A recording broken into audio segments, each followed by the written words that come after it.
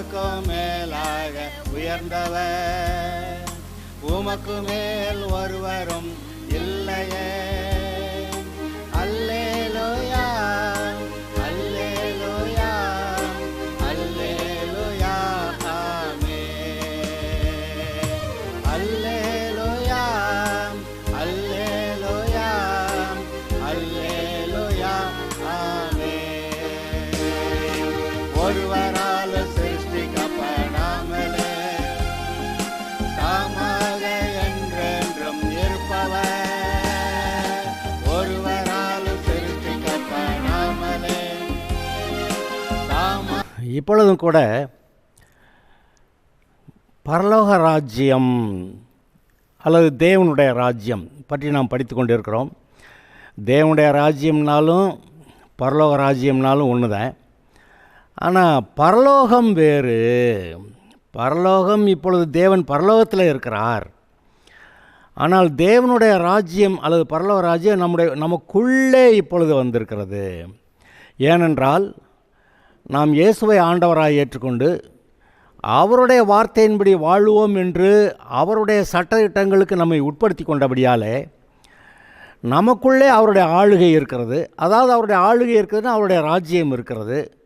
ஆதலால் பரலோகத்தின் ராஜ்யம் இங்கே இருக்கிறது. இன்றைக்கு நீங்கள் இந்திய தேசம் இவ்வளவு பெரியது. ஆனால் அந்தமான் 1000 கிலோமீட்டருக்கு அங்கிட்டு, பல 1000 கிலோமீட்டருக்கு அங்கிட்டு இருக்கிற ஒரு தீவு, அது இந்தியாவோட ஒட்டிக்கிட்டு இல்லை. ஆனால் அது இந்தியாவுக்கு சொந்தமானது. இந்திய தேசத்தின் சட்டத்திட்டங்களின்படி அந்த அந்தமான் தீவுகள் செயல்படுகின்றன. அப்படி பரலோகம் அங்கே இங்கே இருந்தாலும் கூட அந்த ராஜ்யத்தின் சட்டத்திட்டங்களுக்கு நாம் உட்பட்டு நடக்கிறபடியால் நாம் பரலோகத்துக்கு சொந்தமானவர்கள். பரலோகத்தின் ஆளுகை நமக்குள் இருக்கிறது. ஆதலால் தேவனுடைய ஆளுகை நமக்குள் இருக்கிறது என்று சொல்லுகிறோம். எப்படி இந்திய தேசத்தின் ஆளுகை அந்தமான் தீவுகளுக்குள்ளே இருக்கோ, அதுபோல் தேவனுடைய பரலோகத்துடைய ஆளுகை இங்கே நமக்குள்ளே இருக்கிறபடியாலே நாம் தேவனுக்கு சொந்தமாக இருக்கிறோம், பரலோகத்துக்கு சொந்தமாக இருக்கிறோம். அப்படியாக அவருடைய ஆளுகைக்கு உட்படுத்தி கொண்டோம். அவருடைய ஆளுகைக்கு உட்படுத்தி கொண்டபடியால், அவருடைய சட்டத்திட்டங்களுக்கு நாம் நம்மை உட்படுத்தி கொண்டபடியால் தேவனுடைய ராஜ்யம் நமக்குள்ளே வந்திருக்கிறது என்று சொல்லியிருக்கிறது. அதனால தான் இயேசு சொன்னார், தேவனுடைய ராஜ்யம் பிரத்யட்சமாய் வராது, அது இப்பொழுது உங்களுக்குள் இருக்கிறதே அப்படி சொன்னார். அந்த சீஷர்கள் இதை விளங்காமல் அவங்க என்ன செஞ்சாங்க, இந்த காலத்தில் ராஜ்யத்தை இஸ்ரவேலருக்கு திரும்ப கொடுப்பீர் அப்படின்னு சொல்லி இயேசு உயிர்த்தெழுந்த பிறகு அவர் கேட்டாங்க. அப்போஸ்தலர் நடபடிகள் நான் வாசிக்கிறேன். அப்போஸ்தலர் நடபடிகள் 1 அதிகாரம் 6வது வசனம். அப்பொழுது கூடி வந்தவர்கள் அவரை நோக்கி, ஆண்டவரே, இக்காலத்தில் ராஜ்யத்தை இஸ்ரவேலுக்கு திரும்ப கொடுப்பீர் என்று கேட்டார்கள். இங்கே பாருங்கள், இயேசு பூமியில் இருக்கும்போதே சொன்னார், என்னுடைய ராஜ்யம் இந்த உலகத்துக்குரியதல்ல அப்படி சொல்லி பிலாத்துக்கிட்ட சொல்லிட்டார். ஆனாலும் இந்த சீஷர்களுக்கு கூட அவங்களுக்கு இன்னும் விளங்கலை. இயேசு இப்போ மரித்து உயிர்த்தெழுந்துட்டார். உயிர்த்தெழுந்த பிறகு அவரோட கூட வந்து சீஷர்கள் இருக்கிறாங்க, இன்னும் கொஞ்சம் பேர் இருக்கிறாங்கன்னு நினைக்கிறேன். அப்போ அவங்க கேட்குறாங்க, இந்த காலத்தில் ராஜ்யத்தை இஸ்ரவேலுக்கு திரும்ப கொடுப்பீர். அவங்களுக்கு ஒரு பெரிய விஷயம் தெரிஞ்சு போச்சு. இயேசு மரித்தோர்லேருந்து உயிரோட எழுந்துட்டார். அப்போ பெரிய அற்புதங்க நடந்திருக்கு. இயேசு மரித்தவரை திரும்ப உயிரோட எழுப்பணுமானா அது அற்புதமான காரியம். அப்போ ரோமர்களுடைய ஆளுகையிலிருந்து இஸ்ரவேல் தேசத்தை இந்த காலத்தில் நீர் மீட்டு கொடுப்பீர் அதான் கேட்குறாங்க. ஆண்டவரே, இக்காலத்தில் ராஜ்யத்தை இஸ்ரவேலுக்கு திரும்ப கொடுப்பீர் என்று கேட்டார்கள். அதற்கு அவர், பிதாவானவர் தம்முடைய ஆதீனத்தில் வைத்திருக்கிற காலங்களையும் வேலைகளையும் அறிகிறது உங்களுக்கு அடுத்ததல்ல. அவங்க என்ன சொல்கிறாங்க, அப்போ இயேசு என்ன சொல்கிறாரு, இப்போதைக்கு ராஜ்யம் உங்களுக்குள்ளே இருக்குது, ஆனால் இந்த பூமிக்குரிய இந்த இஸ்ரவேல் ராஜ்யத்தை கூட கர்த்தர் தம்முடைய ஆளுகைக்குள்ளே கொண்டு வருவார், இஸ்ரவேலுக்கு திரும்ப கொடுப்பார், உண்மைதான். அது அந்த நாட்களையும் காலங்களையும் அறிகிறது உமக்கு பிதாவானவர் தம்முடைய ஆதீனத்திலே வைத்திருக்கிற காலங்களையும் வேலைகளையும் அறிகிறது உங்களுக்கு அடுத்ததில்லை, உங்களுக்கு சம்மந்தம் இல்லாதது. அதையான் பேசுகிறீங்க? ரட்சிக்கப்பட்ட சீஷர்களை பார்த்து சொல்லிக்கிட்டு இருக்கிறாரு, அது உங்களுக்கு சம்மந்தம் இல்லாதது, அதையான் பேசிக்கிட்டு இருக்கிற அப்படின்னு. அப்போ இஸ்ரவேலுக்கு ஆளுகை எப்போ வரும்? இப்போ இந்த சபை எடுத்துக்கொள்ளப்பட்ட பிறகு, அந்த உபத்திரவ காலமும் முடிஞ்ச பிறகு 1000 வருஷ அரசாட்சி வருமே, அப்போ தான் இஸ்ரவேலருக்கு அந்த தேசத்தோடைய ஆளுகை கொடுக்கப்படும். அப்போ கர்த்தரே ஆளுகை செய்கிறவராக இருப்பார். இவங்க அந்த ஆளுகை எப்போ வருதுன்னு சொல்லி அதை பார்த்துக்கிட்டே கேட்டுக்கிட்டே இருக்கிறாங்க.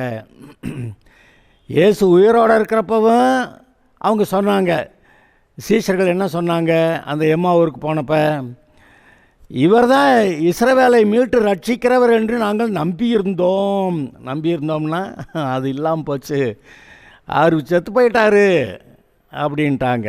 இப்போ உயிர்த்தெழுந்த பிறகு இந்த காலத்தில் ராஜ்யத்தை இஸ்ரவேலுக்கு திரும்ப கொடுப்பீர், அதான் ரோமர்களுடைய ஆட்சியை நீக்கிட்டு யூதர்களுக்கே இந்த தேசத்தோடைய ஆளுகையை கொடுப்பீங்களா அப்படின்னு மறுபடி கேட்குறாங்க. அப்பான்னு சொல்கிறார், அப்பா இஸ்ரவேலருக்கு இந்த ராஜ்யத்தோட ஆளுகையை கொடுப்பாரு, ஆனால் அதோடைய காலங்களையும் நேரங்களையும் அறிகிறது உங்களுக்கு அடுத்ததில்லை, உங்களுக்கு சம்மந்தம் இல்லாது. அது அப்போ அவர் சொல்லி இப்போ 2000 வருஷம் ஆச்சு. 2000 வருஷம் கழிச்சு இப்போ தான் இயேசு வருவார், சபையை எடுத்துக்கொள்ள வருவார்ன்றான். அவர் சபையை எடுத்துகிட்டு போயிட்டு அதுக்கப்புறம் பூமியில் ஒரு 7 வருஷம் உபத்திரவ காலம் முடிஞ்சு அதுக்கப்புறம் தான் இயேசு பரிசுத்தவான்களோட பூமியை ஆளுகை செய்கிறார், இஸ்ரவேல் தேசத்திலிருந்து ஆளுகை செய்கிறார். அந்த காலகட்டத்தில் தான் இஸ்ரவேலருக்கு அந்த தேசம் கொடுக்கப்படும். அப்போ இந்த விஷயங்களை நாம் விளங்காமல், அதாவது சீஷர்கள் அன்னைக்கு விளங்காமல் இருந்த மாதிரி நம்மளும் விளங்காமையே எதையோ பேசிக்கிட்டு இருக்கக்கூடாது. சரி, அந்த பூமிக்குரிய ராஜ்யம் 1000 வருஷ அரசாட்சியில் தான் வரும். அந்த சீஷர்கள் இயேசு உயிரோடு இருக்கும்போதும் கேட்டாங்க, இப்போ இந்த ராஜ்யத்தை நமக்கு கொடுப்பாருன்னு நம்பிக்கிட்டு இருந்தோம்னாங்க. அவர் உயிர்த்தெழுந்த போது கேட்குறாங்க, இந்த காலத்தில் ராஜ்யத்தை நீர் திரும்ப கொடுக்கிறீர், அது உங்களுக்கு சம்பந்தமே இல்லாதுன்னு சொல்லிவிட்டார். என்ன போட்டிருக்கு? ஆண்டவரே இக்காலத்தில் ராஜ்யத்தை இஸ்ரவேலுக்கு திரும்ப கொடுப்பீர் என்று கேட்டார்கள். அதற்கு அவர், பிதாவானவர் தம்முடைய ஆதீனத்தில் வைத்திருக்கிற காலங்களையும் வேலைகளையும் அறிகிறது உங்களுக்கு அடுத்ததல்ல. ஆனால் சொல்கிறாரு, பரிசுத்த ஆவி உங்களிடத்தில் வரும்போது நீங்கள் பலனடைந்து சாட்சியாக இருப்பீர்கள்னா உங்களுக்குள்ளேயே ராஜ்யம் வந்துருமே, அப்போ அந்த ராஜ்யத்தை கொண்டு நீங்கள் வேலை பாருங்க அப்படின்னு சொல்கிறாரு. இதை நாம் சற்று நன்றாய் புரிந்து கொள்வோமாக. இன்றைக்கு பரிசுத்த ஆவியின் அபிஷேகம், பரிசுத்த ஆவி உங்களிடத்திலே வரும்போது நீங்கள் பலனடைந்து எருசலேமிலையும் யூதேயாவிலும் சமாரியாவிலும் பூமியின் கடைசி வரைந்தும் எனக்கு சாட்சியாக இருப்பீர்கள். அப்போ இந்த அதிகாரம், இந்த ஆளுகையை பூமி நமக்கு இருக்கிறத பற்றி பேசிக்கிட்டு இருக்கிறப்ப இவர் இதை ஓட்டுறாரு, இந்த காரியத்தை சொல்கிறாரு. பரிசுத்த ஆவி தான் உங்ககிட்ட வந்துடுவார்ல சீஷர்கள்ட்ட, பரிசுத்த ஆவி வந்த ஒரு பாடு ஆளுகை உங்களுக்கு தானே அப்படின்னு சொல்ல வர்றாரு. யார்? சீஷர்களுக்கு, யூதர்களுக்கு இல்லை. மொத்தமாக இஸ்ரவேலருக்கு ஆளுகை 1000 வருஷ அரசாட்சியில் தான் வரும், அதுக்கு முன்னாடி வராது. இப்போ அந்த இயேசு சொன்ன அந்த காலத்துலேருந்து 2000 வருஷம் தாண்டி போயிடுச்சு பார்த்தீங்களா. அப்போ இனிமேல் இயேசு சபையை எடுத்துகிட்டு போயிட்டு போன பிறகு இங்கே பூமியில் 7 வருஷம் உபத்திரவ காலம், அதுக்கு பிறகு இயேசு பரிசுத்தவான்களோடு கூட இந்த இஸ்ரவேல் தேசத்தில் ஆளுகையை ஆரம்பிக்கிறார். அதுதான் 1000 வருஷ அரசாட்சி. இதில் யாரும் குழம்ப வேண்டாம். சரி, இப்படி பூமிக்குரிய ஆளுகையை பற்றியே இந்த சீஷர்களும் இஸ்ரவேலரும் நினச்சிக்கிட்டே இருந்தாங்க. ஆனால் அவர் தேவனுடைய ஆளுகை, உங்களுடைய இருதயத்தை அவருடைய ஆளுகைக்கு ஒப்பு கொடுங்க, அப்போ பரிசுத்த ஆவியானவரே வருவார் அப்படியெல்லாம் சொல்ல வர்றாரு. இன்றைக்கு காலகட்டங்களில் சபையை எடுத்துகிட்டு போக வரைக்கும், கர்த்தர் சபையை எடுத்துகிட்டு போக வரைக்கும் நம்முடைய உள்ளத்திலே தேவனுடைய ராஜ்யம் வருகிறதே அதைத்தான் நாம் கவனிக்க வேண்டும். அந்த ராஜ்யத்துக்குள்ளே பரிசுத்த ஆவியானவர் ஆளுகை செய்ய வேண்டும். நம்முடைய இருதயத்திலே தேவன் சிங்காசனமிட்டு இருக்க வேண்டும், அவர் ஆளுகை செய்ய வேண்டும். பரிசுத்த ஆவியானவர் விடுதலையோடு கூட நமக்குள்ளிருந்து கிரியை செய்ய நாம் கீழ்ப்படிய வேண்டும். அப்படி கீழ்ப்படியும் போது நமக்குள்ளே தேவனுடைய ராஜ்யத்தின் கிரியைகள் விளங்கும். அதுதான் இயேசு சொன்னார், என்னை விசுவாசிக்கிறவன் நான் செய்கிற இந்த கிரியைகளையும் செய்வான், இதை விட பெரிய கிரியைகளையும் செய்வான் என்று சொல்லியிருந்தார். சரி, அது ஒரு பக்கம் போக, இப்பொழுது இன்னும் ஒரு உவமை மத்தேயு சுவிசேஷத்தில் 13வது அதிகாரத்தில் 7 உவமைகள்னு சொல்லியிருந்தேன். அதில் 3 உவமைகளை பார்த்தோம். இன்றைக்கு 4வது உவமையை குறித்து இப்பொழுது நாம் பார்க்கலாம். மத்தேயு சுவிசேஷம் 13வது அதிகாரம் 33வது வசனம். இது ஒரே ஒரு வசனம்தான், ஆனால் அதுக்கான விளக்கங்கள் சற்று அதிகமாக இருக்கிறது. அதை சற்று நாம் கவனிப்போமாக. மத்தேயு சுவிசேஷம் 13வது அதிகாரம் 33வது வசனம். வேறொரு உவமையை அவர்களுக்கு சொன்னார். பரலோக ராஜ்யம் புளித்த மாவுக்கு ஒப்பாயிருக்கிறது. அதை ஒரு ஸ்திரீ எடுத்து முழுவதும் புளிக்கும் வரைக்கும் 3 படி மாவிலே அடக்கி வைத்தாள் என்றார். பரலோக ராஜ்யம் புளித்த மாவுக்கு ஒப்பாயிருக்கிறது அப்படி சொல்லும்போது, எங்கள் புளித்த மாவை கர்த்தருக்கு படைக்கக்கூடாதுன்னு நீங்கள் இந்த லேவியராகம புஸ்தகத்தில் வாசிக்கிறீங்க. புளிப்பில்லாத அப்பங்களாக சுட்டு தான் கர்த்தருக்கு படைக்கணும்னு வாசிக்கிறீங்க. அப்போ இந்த இடத்துல தேவனுடைய ராஜ்யம் புளித்த மாவுக்கு ஒப்பாக இருக்குதுன்னாக்க லீவன், அதாவது புளிச்சு போனது.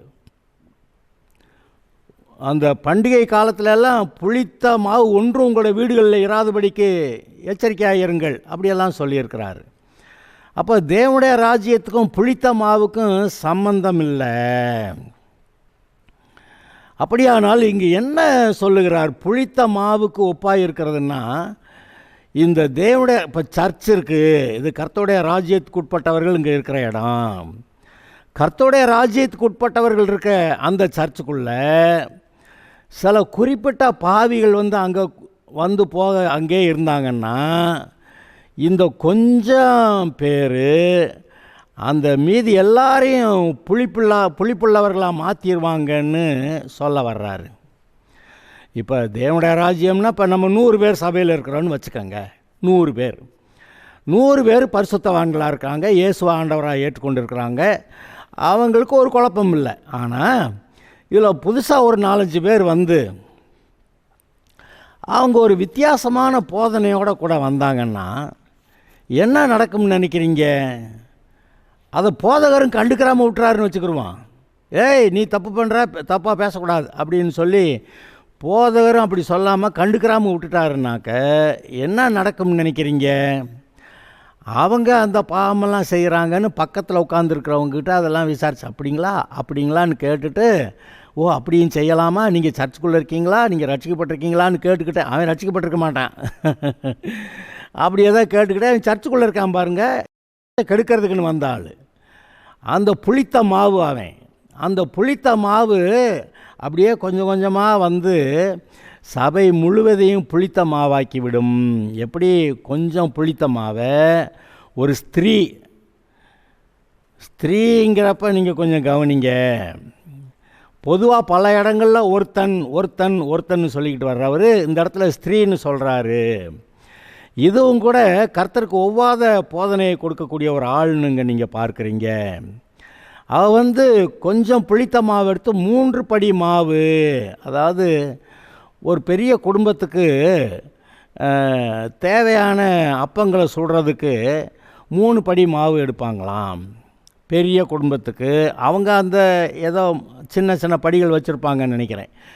அந்த 3 படி மாவு எதுக்கு 3 படி மாவுனாக்கா, சமையலுக்கு தேவையான 3 படி மாவு ஒரு நாளைக்கு சமையலுக்கு. அந்த பெரிய குடும்பத்துக்கு அந்த 3 படி வேணுமா. அதில் அந்த 3 படி மாவில் கொஞ்சம் புளித்த மாவை கொண்டு போட்டு பிசைஞ்சு வச்சுட்டா அடுத்த நாள் புளிச்சிருது, எல்லாம் புளித்து போய் விடுகிறது அப்படின்னு சொல்ல வர்றாரு. அது மாதிரி நீ புளிப்பில்லாத அப்பங்களா, புளிப்பில்லாத மாவாக இருக்கக்கூடிய நீங்கள், ரட்சிக்கப்பட்ட கர்த்தருடைய பிள்ளைகளாக இருக்கிற நீங்கள், இதில் புளிப்புள்ள மாவாகிய சில ஆட்களை கூட சேர்த்துட்டிங்கன்னா அவங்க எல்லாரையும் சபை முழுவதையுமே புளிப்புள்ள ஆட்களாக, பாவம் நிறைந்தவர்களா மாத்திரும்னு சொல்ல வர்றாரு. இங்கே இந்த சபை போதகருடைய காரியத்தையும் சற்று நாம் கவனிக்க வேண்டும். என்னது? போதகர் பார்த்து இந்த பாவம் ஆகாது, பாவம் செய்யக்கூடாது அப்படின்னு சொன்னால் அந்த பாவம் செய்ய மாட்டாங்க. ஒன்று அவங்க மனம் திரும்புவாங்க, இல்லை பாவிகள் நீதிமான்களின் சபையில் நிலைத்திருக்கிறதில்லை என்று எழுதியிருக்கிறது போல் அந்த பாவிகள் சபையை விட்டு ஓடி போயிடுவாங்க. அதுபோல தான் சில காரியங்கள் இங்கே சொல்ல வர்றாரு. நான் வேணால் வெளிப்படுத்தின விசேஷம் 2வது அதிகாரத்தில் நான் உங்களுக்கு ஒரு சில 18வது வசனத்திலிருந்து தியத்தியரா சபைக்கு எழுதப்பட்ட அந்த வசனங்களை வாசிக்கிறேன். அது உங்களுக்கு பிரயோஜனமாக இருக்கும். தியத்தியரா சபையின் தூதனுக்கு நீ எழுத வேண்டியது என்னவெனில், அக்கினி ஜுவாலை போன்ற கண்களும் பிரகாசமான வெண்கலம் போன்ற பாதங்களும் உள்ள தேவகுமாரன் சொல்கிறதாவது, உன் கிரியைகளையும் உன் அன்பையும் உன் ஊழியத்தையும் உன் விசுவாசத்தையும் உன் பொறுமையையும் நீ முன்பு செய்த கிரியைகளிலும் பின்பு செய்த கிரியைகள் அதிகமாக இருக்கிறதையும் அறிந்திருக்கிறேன். எல்லாம் நல்லா தான் இருக்கிற, ஆகிலும் ஆனால்னு வந்துருச்சுனாவே பிரச்சனை தானே. ஆகிலும் உன் பேரில் எனக்கு குறை உண்டு. என்னவெனில், தன்னை தீர்க்கதரிசி என்று சொல்லுகிற ஏசபேல் என்னும் ஸ்திரியானவள் என்னுடைய ஊழியக்காரர் வேசித்தனம் பண்ணவும் விக்கிரகங்களுக்கு படைக்கப்பட்டவைகளை புசிக்கவும் அவர்களுக்கு பொதித்து அவர்களை வஞ்சிக்கும்படி நீ அவளுக்கு இடம் கொடுக்கிறாய். அவள் பேரே ஏசபேலாம். ஏசபேல் யார்? ஆகாபுடைய மனைவி. அவள் சீதோன் தேசத்து ராஜாவாகிய ஏத்பாகாலின் குமாரத்தி. அவங்க பாகால்களை ஆராதிக்கிறவங்க. அவள் தான் ஆகாபை கல்யாணம் பண்ணி இஸ்ரவேல் தேசத்தையே கெடுத்து நாசமாக்கினா. அந்த பேரில் ஒருத்தியை பற்றி சொல்லுது. சபைக்குள்ளே இருக்கக்கூடிய ஒருத்தி தன்னை தீர்க்கதரிசி என்று சொல்லிக்கொண்டு என்னுடைய ஊழியக்காரர் வேசித்தனம் பண்ணவும் விக்கிரகங்களுக்கு படைக்கப்பட்டவைகளை புசிக்கவும் அவர்களுக்கு போதித்து நடத்துகிறா. நீ பார்த்துக்கிட்டு பேசாமல் இருக்கியே அப்படின்னு அந்த தியத்தியரா சபை போதகரை பார்த்து கர்த்தர் இப்போ கேட்குறாரு. அவள் மனம் திரும்பும்படியாய் அவளுக்கு தவணை கொடுத்தேன். தன் வேசி மார்க்கத்தை விட்டு மனம் திரும்ப அவளுக்கு விருப்பமில்லை. இதோ நான் அவளை கட்டில் கடையாக்கி அவளுடனே விபச்சாரம் செய்தவர்கள் தங்கள் கிரியைகளை விட்டு மனம் திரும்பாவிட்டால் அவர்களையும் மிகுந்த உபத்திரவத்திலே தள்ளி அவளுடைய பிள்ளைகளையும் கொல்லுவேன். அப்பொழுது நானே உள்ளிந்திரியங்களையும் இருதயங்களையும் ஆராய்கிறவர் என்று எல்லா சபைகளும் அறிந்து கொள்ளும். அன்றியும் உங்களில் ஒவ்வொருவனும் உங்கள் கிரியைகளின்படியே கிரியில் பலனளிப்பேன். அப்போ அந்த ஏசபேல் தன்னை தீர்க்கதரிசின்னு சொல்லிக்கிட்டு இஸ்ரவேல் அந்த சபையில் இருக்கக்கூடிய ஊழியக்காரரை வேசி மார்க்கத்தில் கொண்டு போய் விக்கிரகங்களுக்கு படைக்கப்பட்டதை புசிக்கலான்னு சொல்லி அப்படி கெடுத்துக்கிட்டு இருக்காளே, போதகரே நீ என்ன பார்த்துக்கிட்டு பேசாமல் இருக்கிற அப்படின்னு கேட்குறாரு. அப்போ இந்த போதகர் இன்னும் கொஞ்ச நாள் பேசாமல் இருந்தால் இங்கே இருக்கிறவங்கெல்லாம் அந்த ஏசபேல் தீர்க்கதரிசின்னு சொல்லிக்கிட்டு வந்தாலே அவளுடைய போதனைக்கு போயிடுவாங்க. சபை முழுவதுமே புளித்து போய்விடும். அதை நீங்கள் கவனிக்க வேண்டும். அப்புறம் இன்னும் ஒரு வசனத்தை நான் உங்களுக்கு சொல்லுகிறேன். அந்த பரிசேயர் சதுசேயர் என்பவர்களுடைய புளித்த மாவை குறித்து எச்சரிக்கையாயிருங்கள் அப்படின்னு ஒன்று வசனம் வாசிச்சிருக்கீங்களா? பரிசேயர் சதுசேயர் என்பவருடைய புளித்த மாவை குறித்து எச்சரிக்கையாயிருங்கள். அதுவும் இந்த விபச்சாரம் வேசித்தனம் சம்பந்தப்பட்ட பேசேஜோடு சேர்ந்து வருது. 1 கொரிந்தியர் 5வது அதிகாரம். 1 கொரிந்தியர் 5வது அதிகாரத்தில் முதல் 5 வசனங்களில் என்ன இருக்குது? உங்களுடைய சபையில் ஒருவன் தன் தகப்பனுடைய மனைவியை வைத்து கொண்டிருக்கிறானே, அஞ்ஞானிகளுக்குள்ளும் சொல்லப்படாத விபச்சாரமாக இருக்கிறதே அப்படின்னு யார் கொரிந்து சபையில் இருக்கக்கூடிய அந்த போதகருக்கு அங்கே சொல்ல வர்றாரு. அங்கே இருக்க ஜனங்களுக்கு சொல்ல வர்றாரு. ஒரு மனுஷன் தன் தகப்பனுடைய மனைவியை வைத்து கொண்டிருக்கிறானே, இது அஞ்ஞானிகளுக்குள்ளே கூட சொல்லப்படாத ஒரு காரியமாக இருக்க, இது என்ன பார்த்துக்கிட்டு பேசாமல் இருக்க அப்படின்னு சொல்லிட்டு, அப்படிப்பட்டவனை நான் சாத்தானுக்கு ஒப்பு கொடுக்குறேன்னு 5வது வசனத்தில் சொல்லியிருக்கு. அப்படிப்பட்டவனை அவன் பாவங்கள் அவனுடைய பாவங்கள் தொலைய அவன் தண்டிக்கப்படும்படி, இந்த பூமிக்குரிய வாழ்க்கையிலே அந்த பாவங்களுக்கான தண்டனை என்றைக்கே கொடுக்கும்படி அவனை சாத்தானுக்கு ஒப்பு கொடுக்குறேன் அப்படின்னு சொல்லி பவுல் எழுதிட்டு 6வது வசனம் 1 கொரிந்தியர் 5 6 முதல் வாசிக்கிறேன்.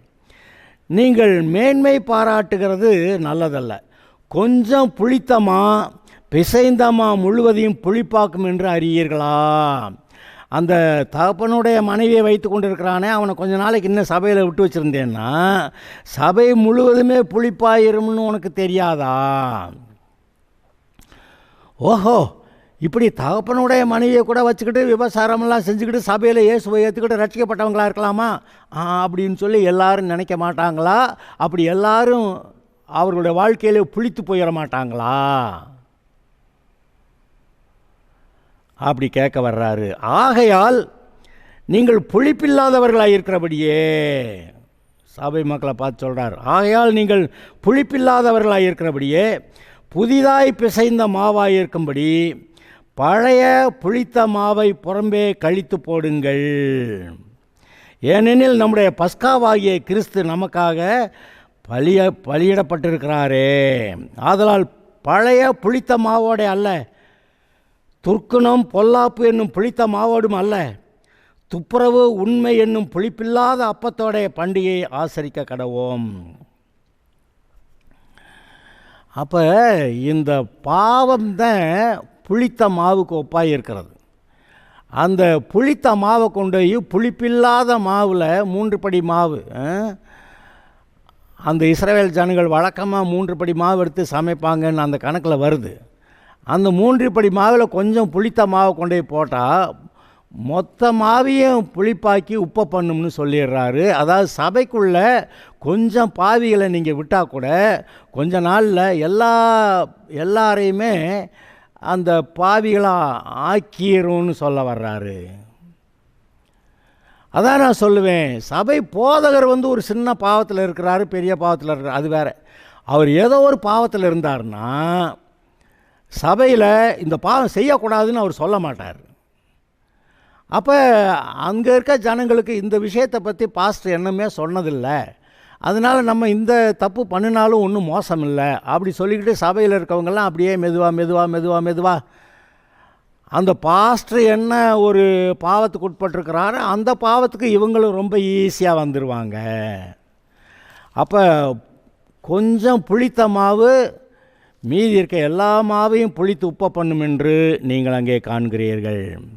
ஆதலால் இந்த விஷயத்தை குறித்து நாம் எச்சரிக்கையாக இருக்க வேண்டும் என்று சொல்லுகிறது இன்னொரு வசனம். மேலும் பரிசேயர் சதுசேயர் என்பவர்களுடைய புளித்த மாவு, அந்த பொல்லாத தப்பான போதனை பற்றி சொல்ல வர்றாரு. மத்தேயு சுவிசேஷம் 16வது அதிகாரத்தில் 11வது வசனம்.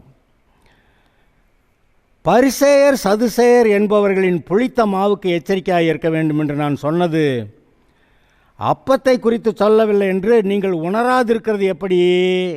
சாப்பிட்ற சாப்பாடு புளிச்சிருக்காங்க, அதை பற்றி சொல்லலைங்கிறத நீங்கள் புரியலையா, உங்களுக்கு விளங்கலையான்னு கேட்குறாரு. பரிசேயர் சதுசேயர் என்பவர்களின் புளித்த மாவுக்கு எச்சரிக்கையாக இருக்க வேண்டும் என்று நான் சொன்னது அப்பத்தை குறித்து சொல்லவில்லை என்று நீங்கள் உணராதிருக்கிறது எப்படி? அப்பொழுது அவர் அப்பத்தின் புளித்த மாவை குறித்து எச்சரிக்கையாக இருக்க வேண்டும் என்று சொல்லாமல் பரிசேயர் சதுசேயர் என்பவருடைய உபதேசத்தை குறித்தே அப்படி சொன்னார் என்று அறிந்து கொண்டார்கள். ஆக அது சொல்கிறாரு. அதில் அந்த 16வது அதிகாரத்தில் 5வது வசனத்திலிருந்து நான் வாசிக்கிறேன். அப்பொழுது அவருடைய சீஷர்கள் அக்கறை சேர்ந்தபோது அப்பங்களை கொண்டு வர மறந்து போனார்கள். சாப்பாட்டை பற்றியே மறந்துடுற அளவுக்கு பேசுகிற வசனங்களை கவனிச்சிருந்துருக்குறாங்க. ஓகே, இயேசு அவர்களை நோக்கி பரிசேயர் சதுசேயர் என்பவர்களின் புளித்த மாவை குறித்து எச்சரிக்கையாயிருங்கள் என்றார். நாம் அப்பங்களை கொண்டு வராதபடியால் இப்படி சொல்லுகிறார் என்று அவர்கள் தங்களுக்குள்ளே யோசனை பண்ணி கொண்டார்கள். இயேசு அதை அறிந்து, அற்ப விசுவாசிகளே, அப்பங்களை கொண்டு வராதை குறித்து நீங்கள் உங்களுக்குள்ளே யோசனை பண்ணுகிறது என்ன? நீங்கள் இன்னும் உணரவில்லையா? 5 அப்பங்களே 5000 பேருக்கு பகிர்ந்ததையும் மீதியானது எத்தனை கூடை நிறைய எடுத்தீர்கள் என்பதையும், 7 அப்பங்களை 4000 பேருக்கு பகிர்ந்ததையும் மீதியானது எத்தனை கூடை நிறைய எடுத்தீர்கள் என்பதையும் நீங்கள் நினைவு கூறாமல் இருக்கிறீர்களா? பரிசேயர் சதுசேயர் என்பவர்களின் புளித்த மாவுக்கு எச்சரிக்கையாக இருக்க வேண்டும் என்று நான் சொன்னேனே, அதை எப்படி உணராமல் போனீங்க என்றார். அப்போ புளித்த மாவுங்கிறது இந்த போதனையை பற்றி சொல்கிறாரு. அந்த பரிசேயர் சதுசேயர் என்ன பண்ணிட்டாங்க? பரிசேயர் இயேசுதான் மேசியான்னு விசுவாசிக்கலை.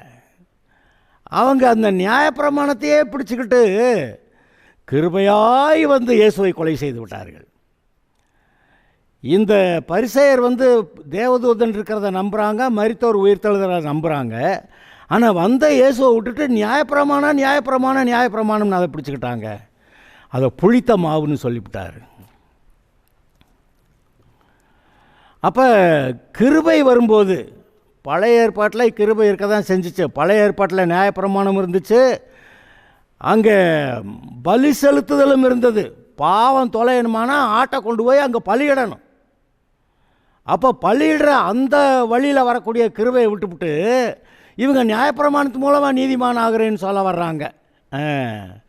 இப்போ விளங்குதா அது எப்படி புளித்த மாவுன்னு? இயேசு கிறிஸ்து நமக்காக நம்முடைய பாவங்களை ஏற்றுக்கொண்டு சிலுவையிலே அவர் பரிகாரம் செய்தார். நம்முடைய பாவங்களுக்கான தண்டனையை ஏற்றுக்கொண்டு அவருக்கு இருந்த ஆசீர்வாதங்களை நமக்கு கொடுத்தார். அப்படி நமக்கு கிருபையாய் வந்திருக்கிற அந்த ஆசீர்வாதங்களை, அந்த போதனைகளை விட்டுட்டு இந்த 10 கற்பனை நியாயப்பிரமாணத்தையே ரொம்ப அதில் மாஸ்டர் பண்ணி அதையே பேசி கடைசியில் அது மூலமாக ஒருத்தர் ரட்சிக்கப்படுறதில்ல. நியாயப்பிரமாணத்தின் மூலமாக ஒருவனாகிலும் ரட்சிக்கப்படுகிறதில்லை என்று நாம் அறிந்திருக்கிறோம். அதனால தான் இயேசுவானவர் என்ன பண்ணார், இந்த 10 கட்டளை நியாயப்பிரமாணத்தை எடுத்து சிலுவையில் அரைஞ்சிட்டாராம். அவங்கெல்லாம் இயேசுவை சிலுவையில் அரைஞ்சிக்கிட்டு இருந்தாங்க.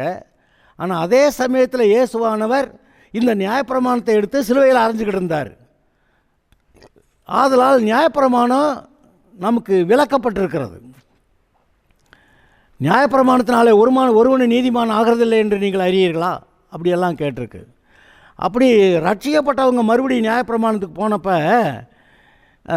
அந்த கலாத்திய சபைக்கு அவர் எழுதும்போது என்னென்னு எழுதுகிறாரு, ஆவியிலே ஆரம்பித்த நீங்கள் இப்படி மாம்சத்தில் முடிவடைய போகிறீர்களோ, நீங்கள் இவ்வளவு புத்தியினரா? அப்படி கேட்குறாரு. ஆவியில் ஆரம்பத்தி மாம்சத்தில் முடிவடைய போகிறதெல்லாம் மறுபடியும் நியாயப்பிரமாணத்தில் போய் சாக போகிறீங்களா? அப்படி கேட்குறாரு. நீங்கள் விசுவாசத்தினால ஆவியை பெற்றீங்களா அல்லது நியாயப்பிரமாணத்தை பின்பற்றதுனால ஆவியை பெற்றீங்களா? அப்படி கேட்குறாரு.